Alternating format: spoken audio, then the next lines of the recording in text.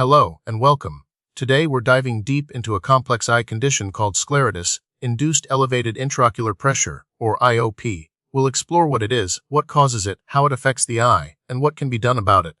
Whether you're a medical professional, a patient, or simply curious, this video will provide a comprehensive overview of this challenging condition. Let's begin by understanding the causes. Scleritis, an inflammation of the sclera, the white outer layer of the eye, is the primary culprit. The inflammation associated with scleritis can disrupt the normal outflow of fluid from the eye, leading to a buildup of pressure. While the exact mechanisms are still being investigated, contributing factors can include the use of topical steroids to treat scleritis, the formation of scar tissue that blocks drainage pathways, or direct inflammation of the ciliary body responsible for fluid production. Scleritis is often associated with underlying systemic autoimmune diseases, such as rheumatoid arthritis, lupus, or vasculitis, so managing those conditions is crucial for control. Now, let's delve into the pathophysiology. The inflammation in scleritis impacts the uveal tract, specifically the ciliary body and the trabecular meshwork. The ciliary body may become inflamed, leading to increased aqueous humor production. Simultaneously, the trabecular meshwork, responsible for draining aqueous humor, can become obstructed by inflammatory cells, debris, or scar tissue. This double whammy of increased production and decreased drainage leads to an accumulation of fluid within the eye, resulting in elevated IOP. Prolonged elevated IOP can damage the optic nerve, potentially leading to glaucoma and vision loss. Moving on to epidemiology, while scleritis itself is relatively uncommon, affecting approximately 4 out of 100,000 people, the development of elevated IOP in scleritis patients is a significant concern. The prevalence of elevated IOP in scleritis varies depending on the severity and type of scleritis, as well as the use of steroids. It's more commonly observed in necrotizing scleritis, the most severe form, and in patients requiring prolonged or high-dose steroid therapy. Scleritis affects women more frequently than men and typically occurs between the ages of 40 and 60. However, it can occur at any age. What are the signs and symptoms to watch for? Besides the characteristic redness and pain associated with scleritis, which can be deep, boring, and often radiates to the forehead, jaw, or temple, patients may experience blurred vision, photophobia, and tearing. The elevated IOP itself may not always cause noticeable symptoms initially, but as it progresses, individuals may experience eye pain, halos around lights, and further vision loss. It's crucial to consult an ophthalmologist if you experience any of these symptoms, especially if you have a history of scleritis or autoimmune disease. Diagnosis of scleritis-induced elevated IOP involves a comprehensive eye examination.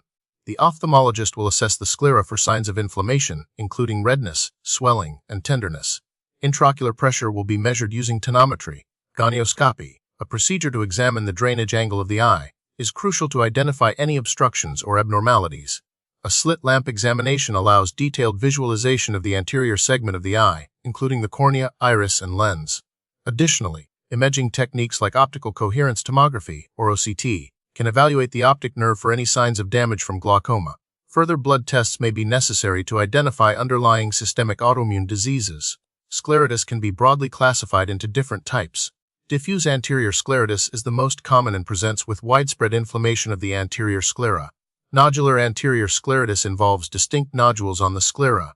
Necrotizing scleritis is the most severe form, characterized by tissue breakdown and a risk of vision loss.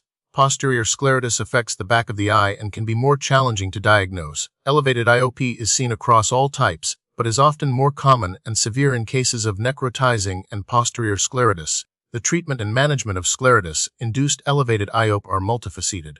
The primary goal is to control the underlying scleritis with systemic medications, such as corticosteroids or immunosuppressants. Topical steroids may also be used, but cautiously, as they can further elevate IOP. IOP-lowering medications, including eye drops and oral medications, are crucial to protect the optic nerve. In severe cases, glaucoma surgery, such as trabeculectomy or tube shunt implantation, may be necessary to create a new drainage pathway for the aqueous humor. Regular monitoring of IOP and optic nerve health is essential.